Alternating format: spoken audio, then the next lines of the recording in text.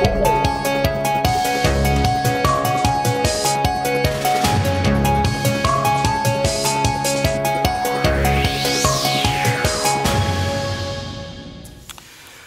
দর্শক, স্বাগতম বাংলা ভিশনের নিয়মিত আয়োজন যে কথা বলতে চাই অনুষ্ঠানে। আপনাদের সঙ্গে আছে আমি জাহাঙ্গীর আকন্দ। আমার সঙ্গে আলোচনার জন্য স্টুডিওতে উপস্থিত আছেন শরীফুজ্জামান শরীফ, সাবেক সভাপতি বাংলাদেশ ছাত্র ইউনিয়ন, এবং আমিরুল মোমেনিন মানিক, সাংবাদিক ও রাজনৈতিক বিশ্লেষক। মানিক ভাই এবং শরীফ, আপনাদের দুজনকে স্বাগত জানাচ্ছি। দর্শক, আজ আমরা আলোচনা করব রাজনীতি সহ সমসাময়িক নানা বিষয় নিয়ে। আলোচনাটা শুরু করতে চাই শরীফ ভাইকে দিয়ে। শরীফ ভাই, বিএনপি চেয়ারপারসন বেগম খালেদা জিয়া বেশ গুরুতর অসুস্থ বেশ কদিন ধরেই। আজকে কিছুক্ষণ আগে বিএনপির মহাসচিব মির্জা ফখরুল ইসলাম আলমগীর গুলশান কার্যালয়ে সংবাদ সম্মেলন করেছেন এবং সেখানে তিনি সাংবাদিকদের জানিয়েছেন যে বেগম জিয়ার শারীরিক অবস্থা কিছুটা সংকটাপন্ন, বিদেশ নেওয়ার প্রয়োজন হতে পারে, তবে বিদেশ নেওয়ার অবস্থা এখন নেই, স্টেবল হলে নেওয়া হতে পারে। তো এই যে বেগম খালেদা জিয়া অসুস্থ এবং তার বিএনপির পক্ষ থেকে বলা হয়েছে, বিশেষ করে কারাগারে যখন ছিলেন উনি 2 বছরের বেশি সময় ধরে, তখন তার অনেকটা চিকিৎসাই করা হয়নি এবং স্লো পয়জনিং করা হয়েছিল। তো এই বিষয়গুলো নিয়ে আপনার মন্তব্য শুনতে। আপনাকে ধন্যবাদ, দর্শক শ্রোতাদেরকে ধন্যবাদ, আমার সাথের আলোচককে শুভেচ্ছা। প্রথমেই আলোচনার শুরুতেই আমি বেগম খালেদা জিয়ার রোগ মুক্তি কামনা করি এবং ইতোমধ্যেই পুরো বাংলাদেশ তার অসুস্থতার খবরে উদ্বিগ্ন, তার পাশে দাঁড়িয়েছেন। আমরা দেশের মানুষের কাছে প্রত্যাশা করি তারা বেগম খালেদা জিয়ার সুস্থতার জন্য দোয়া করবেন, প্রার্থনা করবেন। আমাদের এখানকার চিকিৎসকরা তাদের সাধ্য অনুযায়ী সর্বোচ্চ চিকিৎসাটুকু দেওয়ার চেষ্টা করছেন। বেগম খালেদা জিয়া বাংলাদেশের রাজনীতিতে একেবারে পরিবার থেকে, একজন গৃহবধূ থেকে উঠে আসা একজন মানুষ এবং রাজনীতির একেবারে প্রান্তে তিনি অবস্থান করেছেন এবং ব্যাপক দাপটের সঙ্গে। তিনি বাংলাদেশের গণতান্ত্রিক আন্দোলনের একেবারে সমর্থক হয়ে উঠেছিলেন। মানুষের ভোটাধিকার থেকে শুরু করে অধিকারের ক্ষেত্রে তার একটা বিশাল সংগ্রামী ইতিহাস আছে। আবার তার শাসনকালেও কতগুলো জায়গা আছে সমালোচনা করার মতো। কিন্তু বাংলাদেশের আইনের শাসন, ভোটাধিকার প্রতিষ্ঠার ক্ষেত্রে বেগম খালেদা জিয়ার যে লড়াই, তার যে সংগ্রাম, সেই সংগ্রাম ইতিহাসে খুব গুরুত্বপূর্ণ একটা জায়গায় অবস্থান করবে।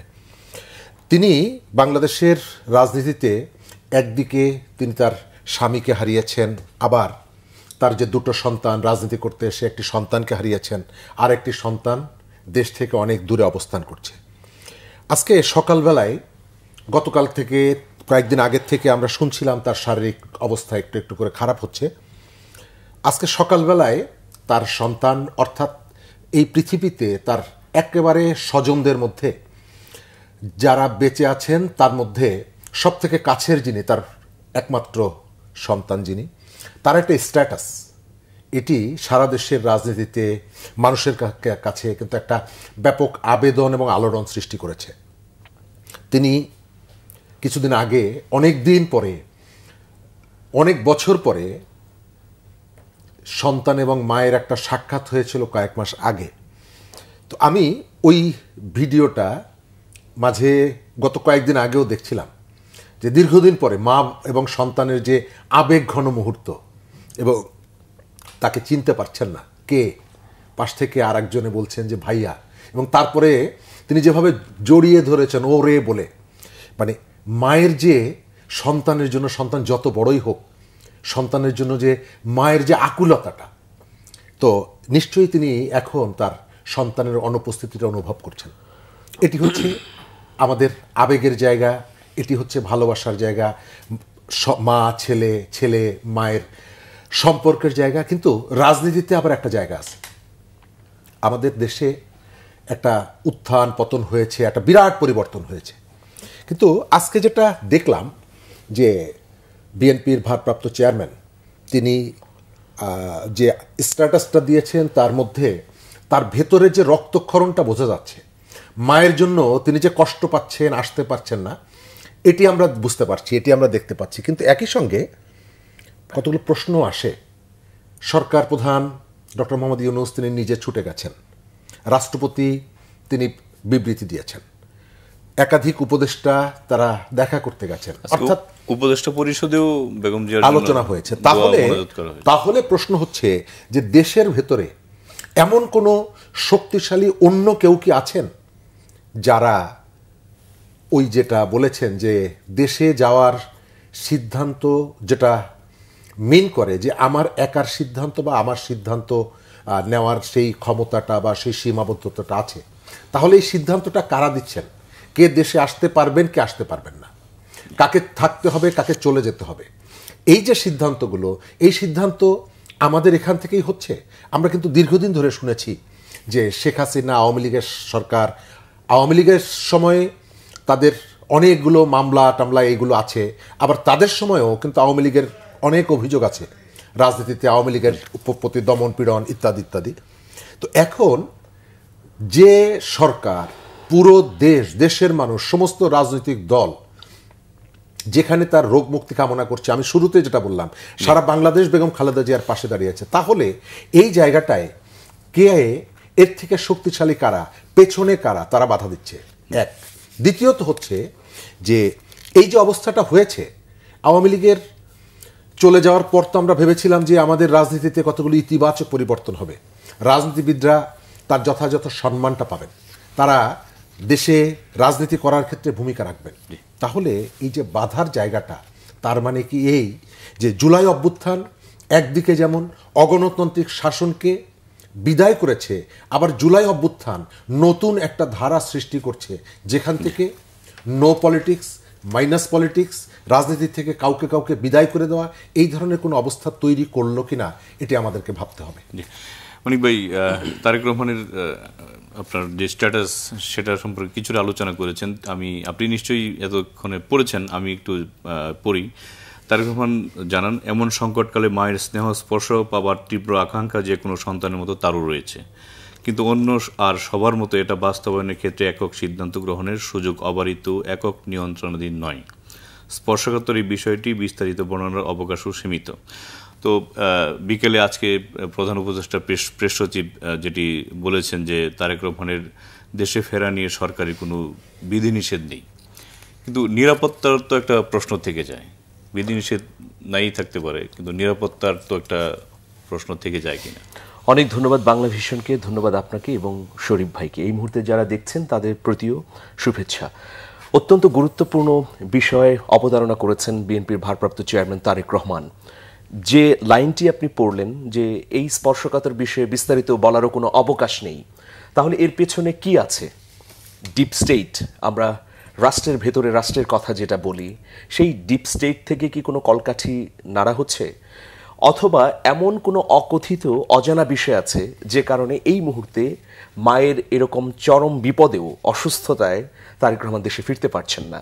আবার আপনি যে প্রেস সচিবের উক্তিটি আমাদের সামনে আনলেন যে কোনো ধরনের বাধা নেই, কদিন আগে স্বরাষ্ট্র উপদেষ্টাও বলেছেন যে নিরাপত্তারও কোনো ঘাটতি আমরা দেখছি না, যদি বিএনপির পক্ষ থেকে নিরাপত্তা চাওয়া হয় তাহলে আমরা নিরাপত্তা দেব। তাহলে দুটো বক্তব্য যদি সামনে রাখি, দুটো বক্তব্যের মধ্যে নিশ্চয়ই কোথাও না কোথাও গ্যাপ আছে, বা অদৃশ্যে কোনো না কোনো জায়গা থেকে কোনো না কোনো কিছু হচ্ছে যে কারণে তারেক রহমান এইরকম একটা স্পর্শকাতর সময়ে, বেদনাদায়ক মুহূর্তে এইরকম স্ট্যাটাস দিয়েছেন। আমরা এটাকে সাদা চোখে অনেক সমালোচনা করতে পারি। আমি আমার মায়ের অসুস্থতায় আমার মতো সাধারণ সন্তান নিশ্চয়ই ঘরে বসে থাকতাম না, ছুটে যেতাম, কিন্তু তারেক রহমান তো কেবলমাত্র বেগম খালেদা জিয়ার সন্তান নন, তিনি বিএনপির একজন নেতা এবং বেগম খালেদা জিয়া 3 বারের প্রধানমন্ত্রী, তার বর্ণাঢ্য রাজনৈতিক ক্যারিয়ার আছে, প্রেসিডেন্ট জিয়াউর রহমানের রাজনৈতিক লিগেসি বহন করছেন তারেক রহমান। সব কিছু মিলিয়ে একটা রহস্যের গন্ধ কিন্তু এখানে আছে। নিশ্চয়ই এটা রাষ্ট্রের পক্ষ থেকে বা এই অন্তর্বর্তীকালীন সরকারের পক্ষ থেকে খোলাসা হওয়া প্রয়োজন। কিন্তু সবচেয়ে বড় বিষয় হচ্ছে যে দেখুন, বেগম খালেদা জিয়ার জন্যে আজকে পুরো দেশ এক হয়ে গেছে। মসজিদে দোয়া হচ্ছে, মন্দিরে প্রার্থনা হচ্ছে, প্রত্যেকটা জায়গায় তার জন্য শোকাবহ একটা পরিবেশ। কেন? আমি এটার পেছনে মনে করি যে বেগম খালেদা জিয়ার দীর্ঘ রাজনৈতিক জীবনে তিনি যে দৃঢ়তা, অনমনীয়তা, প্রজ্ঞা, দূরদর্শিতা দেখিয়েছেন, তার ফলে তিনি সারা বাংলাদেশের মানুষের দোয়া এবং ভালোবাসায় সিক্ত হচ্ছেন। নিকট অতীতে এইরকম কি কোনো ঘটনা ঘটেছে যে কোনো রাজনৈতিক নেতা বা নেত্রীর অসুস্থতায় পুরো বাংলাদেশ শোকগ্রস্ত হয়েছে? আমরা কিন্তু দেখব না, কিন্তু বেগম খালেদা জিয়ার ক্ষেত্রে দেখলাম। দেখুন, দেশপ্রেমের ক্ষেত্রটা এমন যে এটা হ্যাঁ এবং নায়ের মধ্যে বিরাট একটা তাৎপর্য বহন করে। আপনি ফাঁসির মঞ্চে গেলেন, ফাঁসির মঞ্চে গিয়ে আপনাকে জিজ্ঞেস করা হলো যে আপনি কি আধিপত্য মেনে নেবেন? আপনি বললেন যে হ্যাঁ আমি মেনে নেব, সঙ্গে সঙ্গে আপনি ফাঁসি থেকে মুক্ত হয়ে গেলেন। কিন্তু আপনি বললেন না, মেনে নেব না। এই যে lion of the desert Omar Mukhtar, তিনি ইতালির আগ্রাসনের বিরুদ্ধে লড়াই করেছিলেন, তাকে যখন ফাঁসির মঞ্চে নেওয়া হলো তখন জেনারেল গ্রাজিয়ানি তিনি বলেছিলেন যে আপনি যদি ইতালির আধিপত্য মেনে নেন, লিবিয়ার এইসব অথর্ব মানুষের পক্ষে না থাকেন, তাহলে আপনাকে আমরা কর্তৃত্বও দেব, আপনাকে এই লিবিয়ার রাজাধিরাজ বানাবো, শুধুমাত্র হ্যাঁ আপনি বলবেন যে আমি ইতালির আধিপত্য মেনে নিচ্ছি। তখন উমর মুখতার কি বললেন যে না, মানুষের জন্মই হয় মৃত্যুর জন্যে, আমি লড়াই করেই মরতে চাই, যেন যুগ যুগ ধরে লিবিয়াবাসী আমার এই আত্মত্যাগকে স্মরণ করে দেশপ্রেমে উজ্জীবিত হতে পারে। আপনি নিশ্চয়ই 1/11 সময়কার ঘটনার কথা মনে করবেন। সেই সময় আপনিও রিপোর্টিং করেছেন, আমিও রিপোর্টিং করেছি। 1/11 পরে 2008 সালের ডিসেম্বরে যে নির্বাচনটি হলো, সেই নির্বাচনের আগে বিএনপি চেয়ারপারসন বেগম খালেদা জিয়াকে কিন্তু নানা ধরনের লোভনীয় প্রস্তাব দেওয়া হয়েছে। এমনটিও তাকে প্রস্তাব দেওয়া হয়েছিল যে আপনি যদি এই সরকারের, মানে ওই সেনা শাসিত সরকারের বৈধতা দেন, তাহলে আপনি আবারও ক্ষমতায় আসবেন। কিন্তু তিনি না করেছেন, মানে তিনি দৃঢ় ছিলেন দেশপ্রেমের জন্যে। এবং এটা আমরা বিভিন্ন সূত্র থেকে নিশ্চিতই হয়েছি যে তিনি জানতেন যে 2008 সালের নির্বাচনে বিএনপিকে ক্ষমতায় আসতে দেয়া হবে না, মানে নানা ধরনের ইঞ্জিনিয়ারিং এর মধ্য দিয়ে আওয়ামী লীগ ক্ষমতায় আসবে। সেই নির্বাচনটি তো আসলে প্রকৃত নির্বাচন ছিল না, একটা সমঝোতার বন্দোবস্ত ছিল। কিন্তু বেগম খালেদা জিয়া জানার পরেও কেন নির্বাচনে অংশগ্রহণ করেছিলেন? যে এই নির্বাচনটির পরে যেহেতু তত্ত্বাবধায়ক সরকার আবারও পুনর্বহাল হবে, সুতরাং দেশে গণতন্ত্র ফিরে আসবে। আমি হয়তো 8-এ ক্ষমতায় আসবো না, কিন্তু আমি তো নিশ্চয়ই 14-তে আবার ক্ষমতায় আসতে পারবো, দেশ গণতান্ত্রিক ধারায় ফিরবে, দেশ গণতান্ত্রিক ধারায় ফিরবে। এই যে তার অনমনীয় মনোভাব, এবং এই 16 বছরে তার উপর যে জুলুম নির্যাতন হয়েছে, তার কাছে এই প্রস্তাবও এসেছিল যে আপনি দেশের বাইরে স্থায়ীভাবে চলে যান, কিন্তু তিনি যাননি। দেশপ্রেম তাকে এমনভাবে আচ্ছন্ন করেছে, দেশের মানুষের চিন্তায় তিনি সবসময় মগ্ন থাকতেন। যদিও অনেকেই অনেক ধরনের বিতর্ক করতে পারেন তার শাসনামল নিয়ে, কিন্তু মোটা দাগে 54 বছরের ইতিহাসে তিনি বাংলাদেশের রাজনীতিতে যে কন্ট্রিবিউশন রেখেছেন তা অবশ্যই বিবেচনাযোগ্য, এবং এ কারণেই তিনি বটবৃক্ষ হয়ে উঠেছেন পুরো বাংলাদেশে। শরীফ ভাই, যেটা নিয়ে আলোচনা কিছুটা করেছেন সেটা হচ্ছে তারেক রহমানের দেশে ফেরা নিয়ে প্রেস সচিব যেটা বলেছেন বিধিনিষেধ নেই, তাহলে এটা একটা বিষয়। আর একটা হচ্ছে যে মির্জা আব্বাস আজকেও বলেছেন যে জেলবন্দি অবস্থা থেকে স্লো পয়জনিং করা হয়েছে। তো বিএনপি এই অভিযোগটা অনেক দিন ধরেই করছে, কিন্তু তারা তো এখন চাইলে এটা নিয়ে মামলা করতে পারে কিংবা তদন্তেরও আপনার দাবি জানাতে পারে। তো কথা না বলে সেটা কি করা উচিত কিনা? ধন্যবাদ। প্রথমত, বিএনপি যে অভিযোগটা করছে, বিএনপির কাছে নিশ্চয়ই সেই সম্পর্কে তথ্য প্রমাণ আছে। আমি জানি না যে বিএনপি এটা নিয়ে কোনো আইনি পদ্ধতির দিকে যাবে কিনা। আবার তাকে, বিশেষ করে তারেক রহমানকে দেশে আসতে শেখ হাসিনার সরকার বাধা দিচ্ছে, সেই অভিযোগটাও ছিল। এখন কিন্তু সেই অভিযোগটা মানুষ প্রশ্ন করছে যে তাহলে এই অভিযোগটা কি সঠিক ছিল কিনা। এক, দ্বিতীয়ত, রাজনীতিতে অনেক ধরনের কথা আছে, আবার অনেক কথা হাওয়ায় মিলিয়ে যায়। বাংলাদেশের রাজনীতিতে স্থায়ী বা অস্থায়ী মিত্র অথবা শত্রু আমরা অনেক সময় দেখিনি।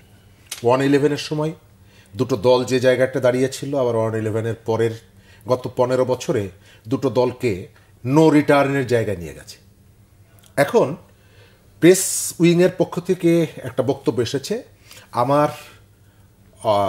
আমাকে যদি জিজ্ঞেস করেন, আমি তুলনামূলকভাবে তারেক রহমানের যে স্টেটমেন্টটা সেটিকে আমি গ্রহণ করব। কারণ একজন মানুষের মা মৃত্যুর শয্যায়, এবং তার স্বজন বলতে সবথেকে কাছের মানুষটা তার পরিবারে নির্বাসনে আছেন, বিদেশে আছেন, তিনি মায়ের কাছে আসার মতন আর্থিক সামর্থ্য তার খুব ভালোভাবেই আছে, কিন্তু তিনি আসতে চাইছেন না, কোনো অজুহাত তৈরি করছেন, এটা বলার কোনো কারণ নেই। এই জায়গাটায় প্রেস উইংয়ের পক্ষ থেকে সম্ভবত যে বক্তব্যটা দেয়া হয়েছে তারেক রহমানকে আবার একটা প্রশ্নের মুখে ঠেলে দেওয়ার একটা চেষ্টা।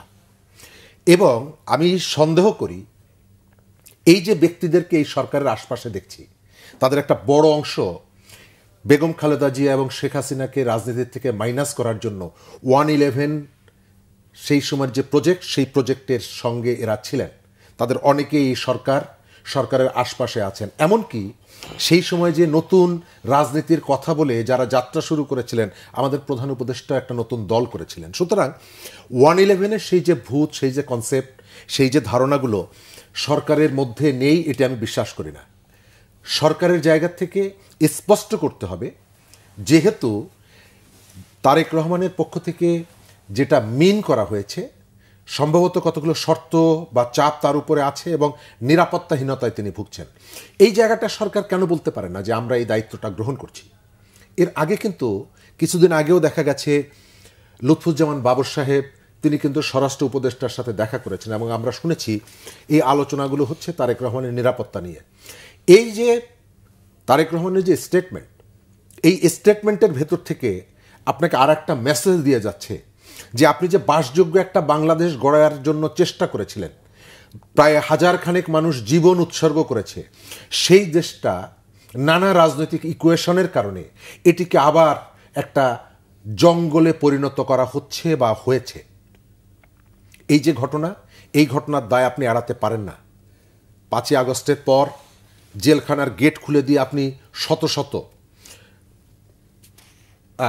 সন্ত্রাসীকে, একেবারে চিহ্নিত অপরাধীদেরকে আপনি ছেড়ে দিয়েছেন এবং তারা যখন বিভিন্ন জায়গায় আইন শৃঙ্খলা পরিপন্থী কাজ করেছে, আপনারা মিডিয়ার পক্ষ থেকে পুলিশের কাছে জিজ্ঞেস করেছেন, পুলিশের পক্ষ থেকে কিন্তু বলা হয়েছে যে তাদেরকে আমরা ধরার জন্য চেষ্টা করছি। তখন আমরা এই প্রশ্নটা করেছিলাম যে মাত্র 3 মাস আগে যাদেরকে ছাড়লেন এখন আবার ধরার জন্য চেষ্টা করছেন কেন? অর্থাৎ এই দেশটাকে এই যে নিরাপদহীন করে ফেলা, নিরাপত্তাহীন একটা জায়গায় নিয়ে যাওয়া, এইটার পেছনে আমি অবশ্যই সরকারকে দায়ী করি।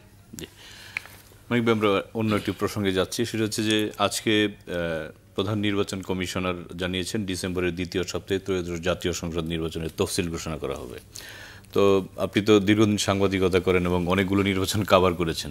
নির্বাচনের মানে 1 বছর আগেই যে ধরনের রাজনৈতিক দলগুলোর মধ্যে উৎসাহ উদ্দীপনা থাকে এবং 3 থেকে 4 মাস আগে অনেক বেশি রাজনৈতিক মাঠ গরম থাকে এবং অনেক উৎসাহ উদ্দীপনা থাকে। তো এবার সেটা অনেকটা মানে ওইরকম কীরকম মনে হচ্ছে? ওইরকম ধরনের উৎসাহ উদ্দীপনা আছে নাকি?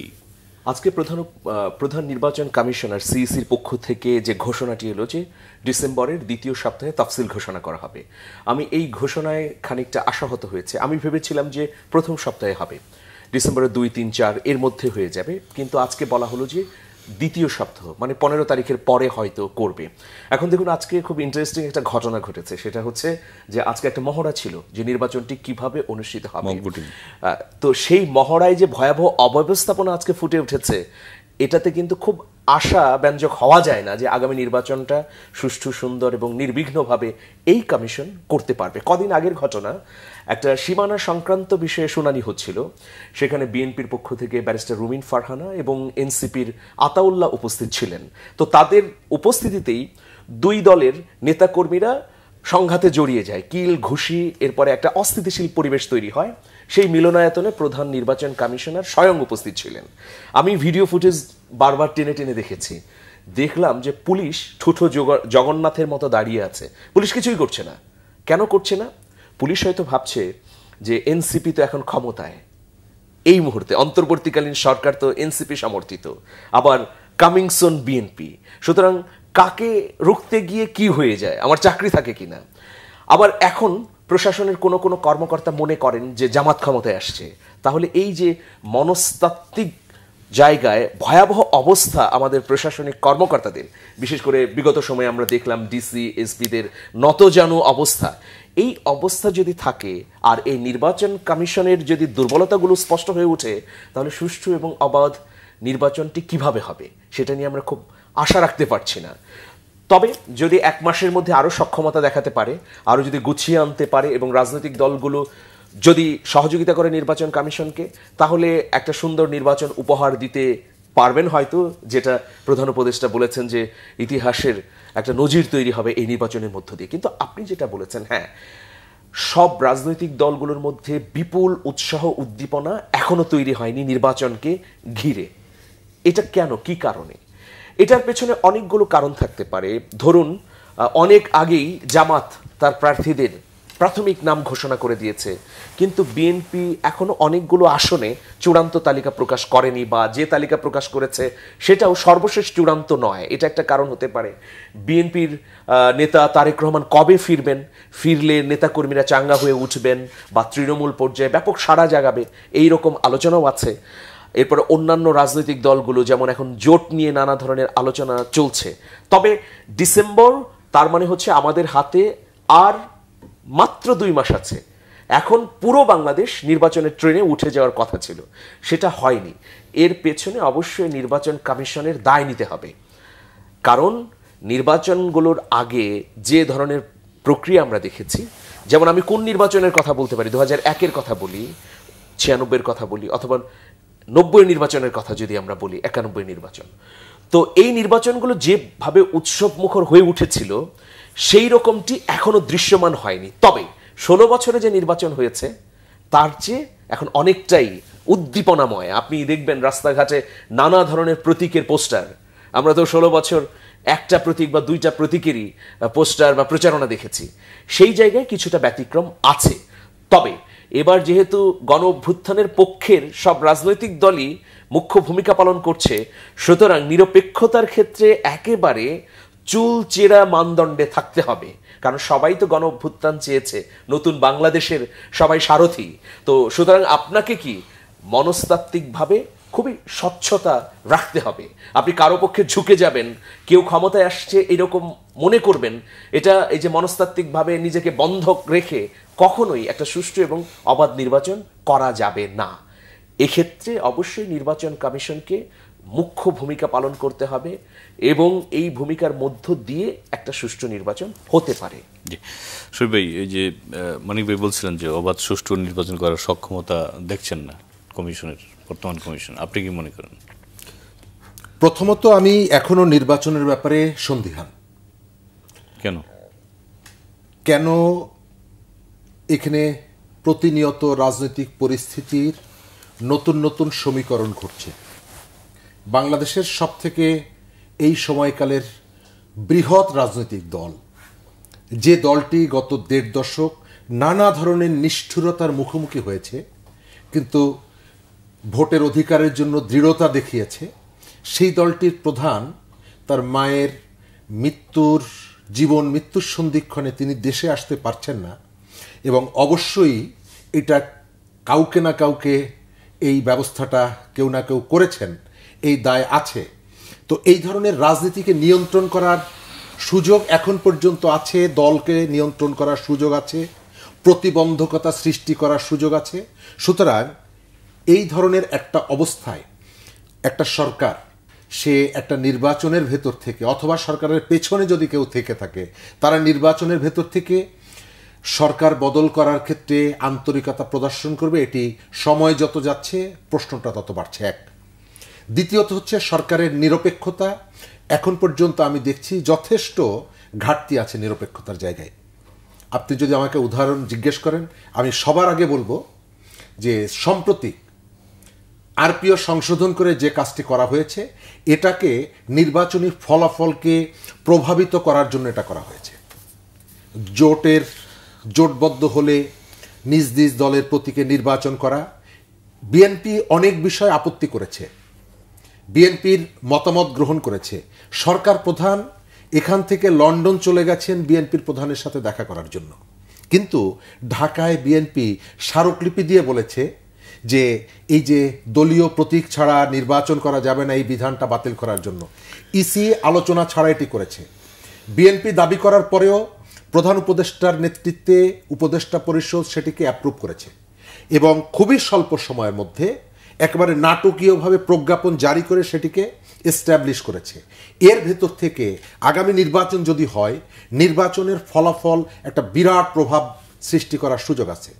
দ্বিতীয়ত, এই সরকারের যে সক্ষমতা আছে, নির্বাচন কমিশনের যে সক্ষমতা আছে, আমাদের আইন শৃঙ্খলা পরিস্থিতির যে অবস্থা, বাংলাদেশের এই সময়কালে 1 বছর আগে যারা পরস্পর জীবন উৎসর্গ করতেন একজনের জন্য আরেকজন, যে দুটো দল, সেই দলগুলো দেখছেন একটা জায়গা থেকে একজনে ঘোষণা দিচ্ছে কিভাবে প্রশাসন দখল করতে হবে, ওসি কি কোন তরিকা ফলো করলে ওসি পেছনে পেছনে দৌড়াবে, ডিসি পেছনে পেছনে দৌড়াবে।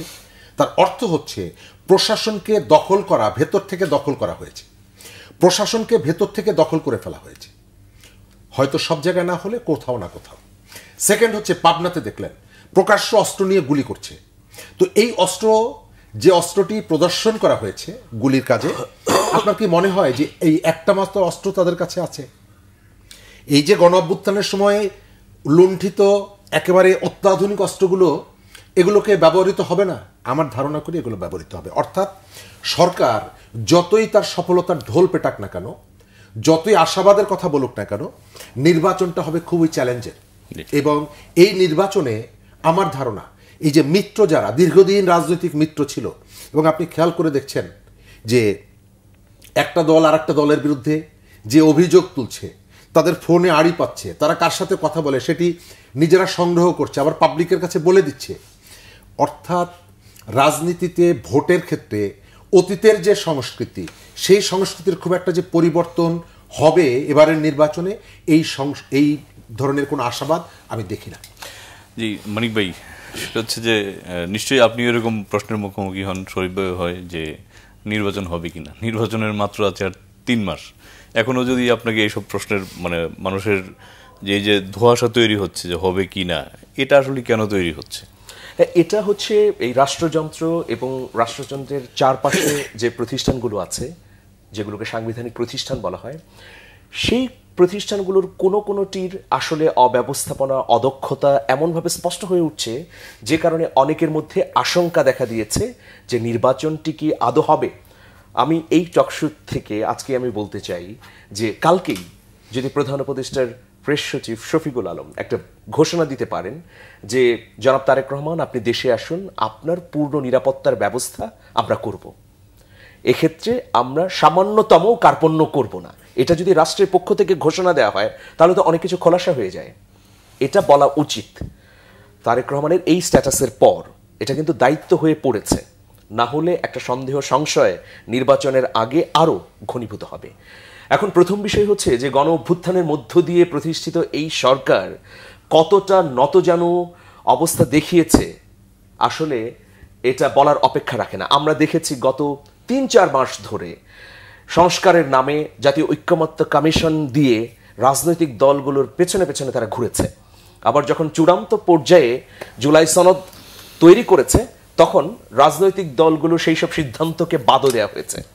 আমরা কিন্তু এই রকম নতজানু সরকার চাইনি, যে সরকার রাজনৈতিক দলগুলোর পেছনে সিদ্ধান্ত গ্রহণের জন্য মুখিয়ে থাকবে বা তাদের পেছনে পেছনে তল্পি বাহক হয়ে ঘুরবে। আবার এরকমও চাই না যে একদম জনগণের অভিপ্রায়ের বিপরীতে গিয়ে কোনো কাজ করুক। এখন দেখুন, আমি অনেক হতাশার মধ্যেও আশার চিহ্ন দেখছি। কিভাবে? এই যে জুলাই সনদটি চূড়ান্ত করা হলো, সেখানে কি আরপিও উচ্চকক্ষে রাখা হলো। এই আরপিওর জন্য, মানে আরপিও উচ্চকক্ষে যেন বিএনপি মেনে নেয়, পিআর বিএনপি যেন উচ্চকক্ষে মেনে নেয়, এটা সরকার বিএনপির সঙ্গে কয়েক দফা দিন দরবার করেছে, বিএনপি রাজি হয়নি। বিএনপি বলেছে যে না, নিম্নকক্ষ বা উচ্চকক্ষ কোথাও আমার পিআর প্রয়োজন নেই, সংখ্যানুপাতিক পদ্ধতিতে নির্বাচন বা প্রতিনিধি নির্বাচন দরকার নেই। অন্যদিকে আমরা দেখলাম যে গণভোট এবং জাতীয় সংসদের ভোট একসাথে যেন না হয়, এজন্য জামাত সহ 8টি দল রাজপথে আন্দোলন করেছে, হুঙ্কার দিয়েছে। কিন্তু দেখুন, দেশের স্বার্থে আমি এই 2 দলকেই ধন্যবাদ দিতে চাই, এর সঙ্গে এনসিপিকেও আমি রাখবো, যে যখন জুলাই সনদ হয়ে গেল তখন দেখলাম কি যে গণভোটে উচ্চকক্ষে পিআরের বিষয়ে একটা প্রশ্ন রাখা হয়েছে, মানে সরকার উচ্চকক্ষে পিআর চাচ্ছে। এই বিষয়ে বিএনপি কিন্তু আর কোনো নেতিবাচক প্রচারণা চালায়নি। অন্যদিকে গণভোট এবং এবার সংসদ নির্বাচন একই সঙ্গে হচ্ছে, নিশ্চয়ই এটা জামাত এবং 8 দলের সম্ভবত বোধোদয় হয়েছে যে এখন যদি এই আন্দোলনটা আরো দীর্ঘমেয়াদে নিয়ে যাই তাহলে দেশে অস্থিতিশীল পরিস্থিতি তৈরি হবে। তারাও কিন্তু মেনে নিয়েছে, যা দেখছি জামাত সহ 8 দলের যে আন্দোলন, সেই আন্দোলন এখন আর মাঠে নেই, মানে তারা ছাড় দিয়েছে নিজস্ব বিবেক বা উপলব্ধি থেকে। এখন এই রকম একটা পরিস্থিতিতে সরকারের যা যা করা প্রয়োজন, এখন কিন্তু আর ওই যে প্রকল্পের পেছনে ঘোরা বা প্রকল্পে কি বরাদ্দ হবে, বিদেশিদের সঙ্গে চুক্তি হবে কিনা বা অন্যান্য নির্বাচনের বাইরের কাজে যুক্ত হওয়া একেবারেই অপ্রয়োজনীয় হবে এই সরকারের জন্য। কিন্তু আমরা সেটা দেখছি। পুরো সরকারের ফোকাস হওয়া দরকার আগামী জাতীয় সংসদ নির্বাচন। আমাদের হাতে একদম সময় নেই, মাত্র 2 মাস 60 দিন, খুবই অপ্রতুল সময়। তো এই সময়ের মধ্যে যে প্রস্তুতি নেওয়া দরকার, একটা হচ্ছে গুরুত্বপূর্ণ বিষয় হচ্ছে যে আইন শৃঙ্খলা রক্ষাকারী বাহিনীর প্রশিক্ষণ, তাদের নিরপেক্ষ ভূমিকা নিশ্চিত করা। নিরপেক্ষ থাকবে কিনা আমরা জানি না, কিন্তু তাদেরকে বারবার গ্রুমিং করা, সচেতন করা এবং যেন নিরপেক্ষ কর্মকর্তাদের নিয়োগ দেওয়া যায়। এখন আমরা যদি রাজনৈতিক দলগুলোর যে ট্রেন্ড আমরা দেখছি, যে বিএনপি বলছে যে ওই লোকটি জামাত, সুতরাং ওকে ডিসি নিয়োগ দেওয়া যাবে না, আবার জামাত বলছে ওই লোকটি বিএনপি, তাকে ডিসি নিয়োগ দেওয়া যাবে না। এটা হলে তো 16 বছর আগের পুনরাবৃত্তিই হবে। এটা তো এক ধরনের রাজনৈতিক সাম্প্রদায়িকতা। ধরুন একটা ছেলে ছাত্র ইউনিয়ন করেছে, সে ক্লাসে ফার্স্ট হয়েছে, সে কি জামাত যদি ক্ষমতায় আসে তাহলে চাকরি পাবে না? আর যদি সে চাকরি না পায় জামাত ক্ষমতায় থাকাকালে, তাহলে তো জামাত সুবিচার করলো না। ধরুন বিএনপি ক্ষমতায়, শিবিরের কোনো ছেলে কি বিএনপির প্রশাসনে দক্ষতা যোগ্যতা থাকার পরেও চাকরি পাবে না? এটাই তো চলেছে 16 বছর। মানে আমি আওয়ামী লীগের মতের অনুসারী না হলে আমার সকল যোগ্যতা শূন্য, আমি নিকৃষ্ট, আমি অধম, আমার কোনো যোগ্যতাই বিবেচনা নেওয়া হবে না। কিন্তু সেই জায়গায় আমি দাঁড়িয়ে বলছি, এখন যদি বিএনপি এবং জামাত দুটি দল বলতে থাকে যে ওই লোকটি বিএনপি বা ছাত্রদলের, তাকে নেওয়া যাবে না, আবার যদি বলতে থাকে ওই লোক শিবির বা জামাতের, তাকে নেওয়া যাবে না, তাহলে তো এটাকে একটা সংঘাতের রূপ নেবে। সেক্ষেত্রে কি করতে হবে? যারা যোগ্য, যারা দক্ষ, তার রাজনৈতিক পরিচয় থাকতে পারে, কিন্তু তিনি প্রশাসনে গিয়ে নিরপেক্ষতা দেখাবেন, যোগ্যতার সঙ্গে কাজ করবেন, তাকে তো আপনার নিতে হবে। এই জায়গাটিতে রাজনৈতিক দলগুলোর যেমন সচেতন হতে হবে, একইভাবে এই সরকার কাদেরকে নিয়োগ দিচ্ছে, তাদের প্রশাসনিক রেকর্ড কি। একটা লোক দলান্ধ, মতান্ধ, তাকে নিয়োগ দিলেন, সে যে দল মতেরই হোক, তিনি গিয়ে তো তার দলের পক্ষেই কাজ করবেন, তাহলে তো হবে না। এই জায়গাগুলো খুবই গুরুত্বপূর্ণ এবং এখানে নিরপেক্ষতা বজায় রাখা এই সরকারের জন্য একটা চ্যালেঞ্জ। এই কাজগুলো হচ্ছে না বলেই আসলে একটা আশঙ্কা এখন বাতাসে ঘুরছে। শরীফ, ইনক্লুসিভ নির্বাচনের কথা বলা হচ্ছে এবং এটার ব্যাখ্যা একজন এক এক রকমের দিচ্ছে, তা আপনি কি বলবেন? এই বিষয়টা যেহেতু রাজনৈতিক দলের সিদ্ধান্তের বিষয়, যে নির্বাচনটি আপনি এখানে করবেন, আপনার খেয়াল রাখতে হবে এটি শুধুমাত্র একটা ডোমেস্টিক ইস্যু না। আপনার দেশের জনগণের পালস আপনাকে ধরতে হবে, তাদের ভোটাধিকারের বিষয়টি আপনার বিবেচনায় রাখতে হবে। আবার সারা পৃথিবীর কাছে নির্বাচনটা যাতে গ্রহণযোগ্য হয় সেই আয়োজনটাও আপনার থাকতে হবে। যদিও আমাদের এখানে নির্বাচনের বিষয়ে আন্তর্জাতিক সম্প্রদায়ও নানা সময়ে তার অবস্থান পরিবর্তন করে, কিন্তু আমরা সেটি মনে রাখি না। আওয়ামী লীগের সময় যে দুটো নির্বাচনে, একটা রাতের নির্বাচন এবং তার পরের বার যে ডামি নির্বাচন, সেই নির্বাচনে ভারতের পাশাপাশি চীনের যে ভূমিকা, সেই ভূমিকাটার কথা কিন্তু আমি কোনো রাজনৈতিক দলকে দেখি না তারা মনে রেখেছে। বরং আওয়ামী লীগের শেখ হাসিনার শাসনকে টিকিয়ে রাখার ক্ষেত্রে ভারতের পাশাপাশি, ভারতের যদি 70% ভূমিকা থাকে, চীনের অবশ্যই 20% ভূমিকা ছিল বাকি অন্যদের।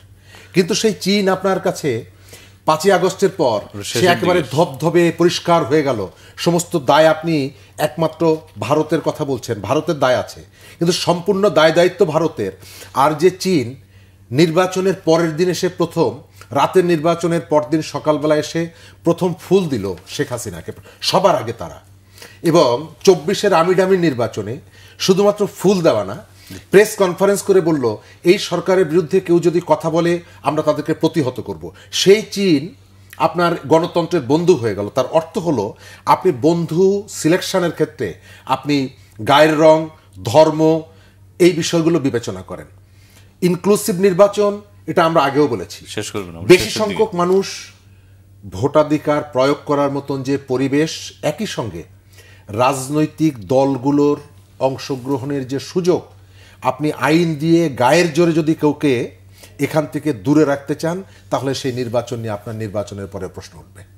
মানিক ভাই, আপনি 1 মিনিট শেষ করবেন। হ্যাঁ, এই কথার সূত্র ধরেই আমি বলতে চাই যে আপনি এখন নির্বাচনের বাইরে আর একটি কাজও করবেন না, এই শপথ আজকে থেকেই নেওয়া উচিত এই অন্তর্বর্তীকালীন সরকারের?